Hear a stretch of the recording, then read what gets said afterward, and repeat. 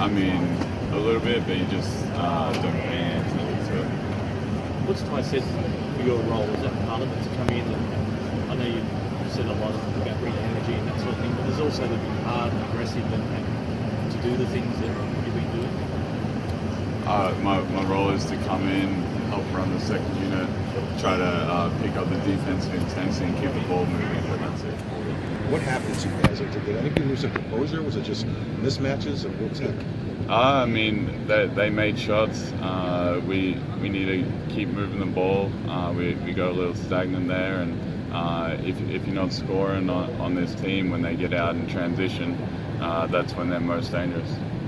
As a bench, you guys have been so good throughout the course of the playoffs, especially that one unit that usually starts second quarter. What do you think led to not having that productivity last night? I think defensively they play different to a lot of teams. Their second unit plays a lot different style to their first unit and other teams in general. So they like to switch a lot of things, which takes away our triggers with the tags on pick and rolls and things like that. So that's something we'll look at, and we've talked a little bit about, and we will the next couple of days. So we're ready to put in a better performance as a bench unit for game 2. Do you think you guys had some sort of element of surprise on your side with that unit in the first couple rounds because it's never been used in the regular season, and maybe it's been scouted at this point, or? I think so. I mean, maybe. I think by the time you get to this point in the season, everyone knows, what the other team's going to bring to the table, and that unit that we didn't really use in the regular season was obviously pretty successful for us. So,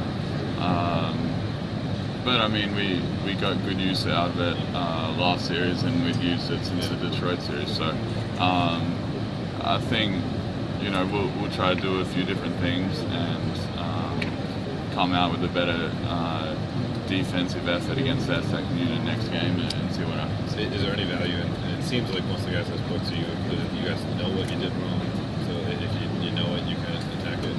Yeah, and I think that's the thing, like, we know what we need to do better and what things we need to change, so I think knowing that going into the next game, we'll be able to execute better and take care of the things we need to take care of.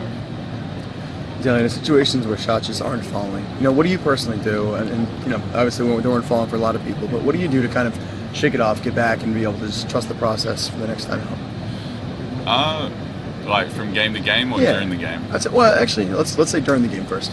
During the game, I mean, if individually, if you're not knocking down shots, you got to try to impact the game in another way, and if that's defensively getting stops or driving and kicking to an open teammate, there's a lot of ways you can positively affect the game, and it's not just making shots.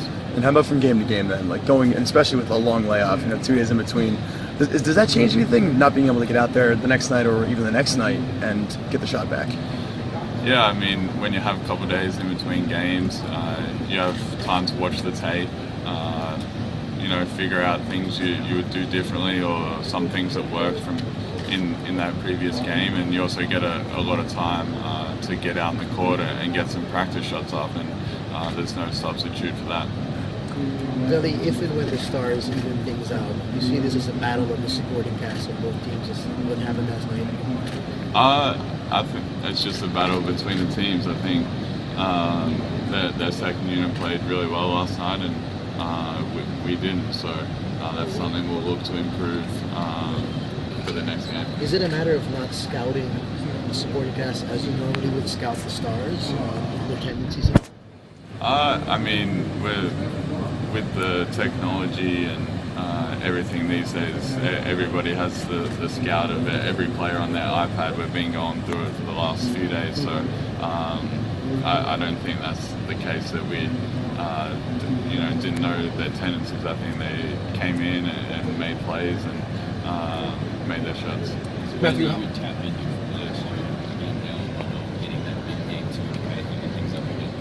I mean, obviously, game 2 is really important, and you never want to lose game one and put yourself in a hole, but we know we can come in and win a game two, and then it's 1-1 and home court's kind of gone. So we just have to come out, play a bit better. We missed a lot of layups, so when you miss a layup on one end, usually something bad is going to happen at the other end, and the other team's going to get out in transition. So there's things we'll do different, and also we just have to play a bit better.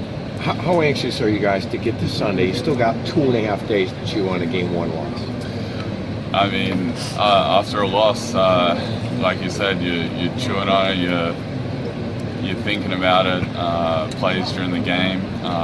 It's never a good sleep after a loss like that. So we'll watch the tape and go over what we need to do differently. Get out here on the practice court, get some shots up, and make sure we're ready to go on Sunday. What's some good you can draw on from game one? What are some good things you guys have been able to draw on, if anything? I mean, overall, I think we did a pretty good job pressuring Steph and Clay. I think they also missed some shots that they'd usually make, but overall, I think we did a decent job on them. We got the ball when we got the ball inside. We were able to score. I think Kev did a good job of posting up, so we need to keep going to those things. Matthew, how